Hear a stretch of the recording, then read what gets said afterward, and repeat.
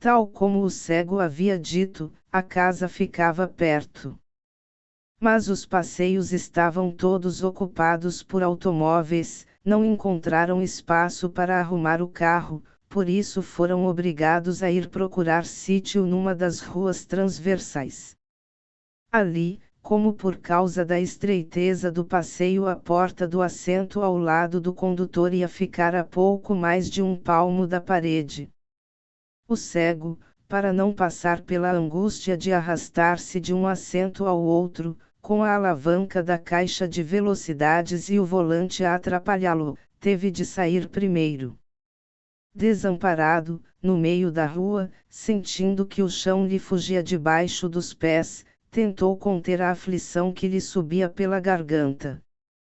Agitava as mãos à frente da cara, nervosamente, como se nadasse naquilo a que chamaram um mar de leite, mas a boca já se lhe abria para lançar um grito de socorro. Foi no último momento que a mão do outro lhe tocou de leve no braço. Acalme-se, eu levo-o.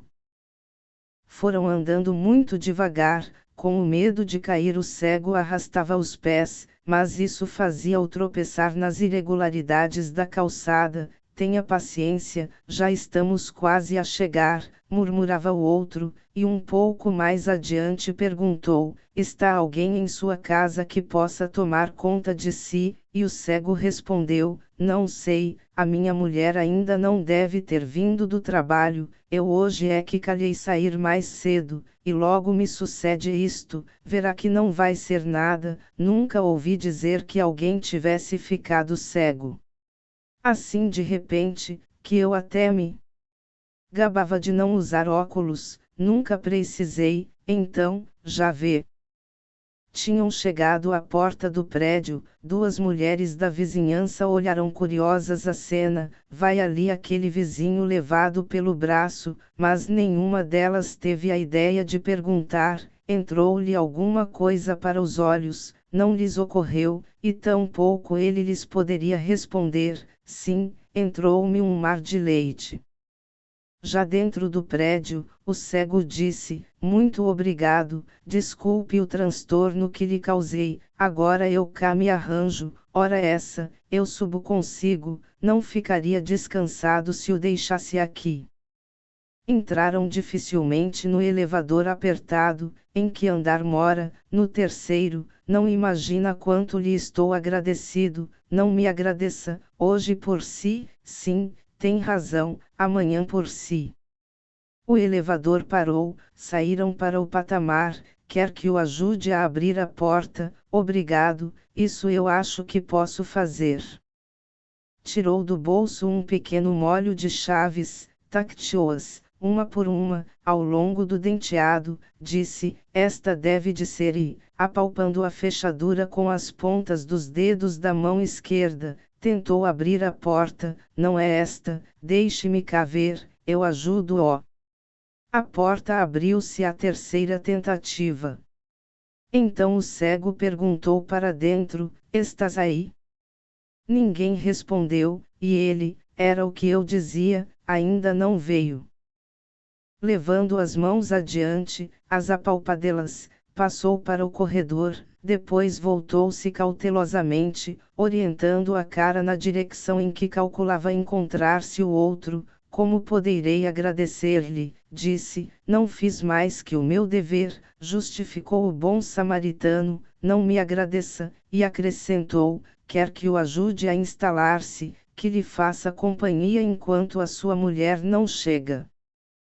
O zelo pareceu de repente suspeito ao cego. Evidentemente não iria deixar entrar em casa uma pessoa desconhecida que, no fim de contas, bem poderia estar a tramar, naquele preciso momento, como haveria de reduzir, atar e amordaçar o infeliz cego sem defesa, para depois deitar a mão ao que encontrasse de valor. Não é preciso, não se incomode, disse, eu fico bem, e repetiu enquanto ia fechando a porta lentamente: não é preciso, não é preciso.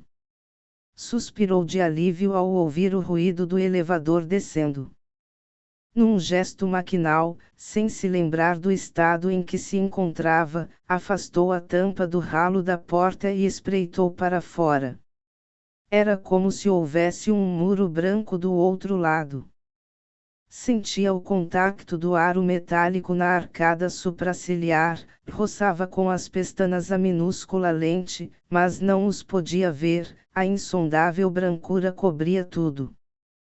Sabia que estava na sua casa, reconhecia-a pelo odor, pela atmosfera, pelo silêncio, distinguia os móveis e os objetos só de tocar-lhes, passar-lhes os dedos por cima, ao de leve, mas era também como se tudo isto estivesse já a diluir-se numa espécie de estranha dimensão, sem direções nem referências, sem norte nem sul, sem baixo nem alto.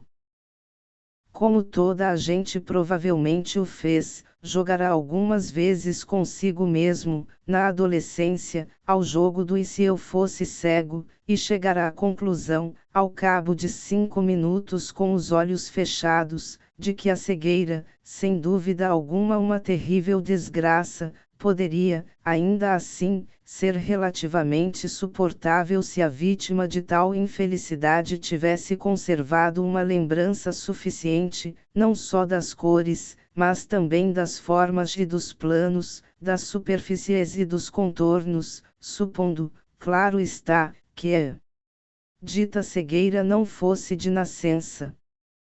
Chegara mesmo ao ponto de pensar que a escuridão em que os cegos viviam não era, afinal, senão a simples ausência da luz, que o que chamamos cegueira era algo que se limitava a cobrir a aparência dos seres e das coisas, deixando-os intactos por trás do seu véu negro.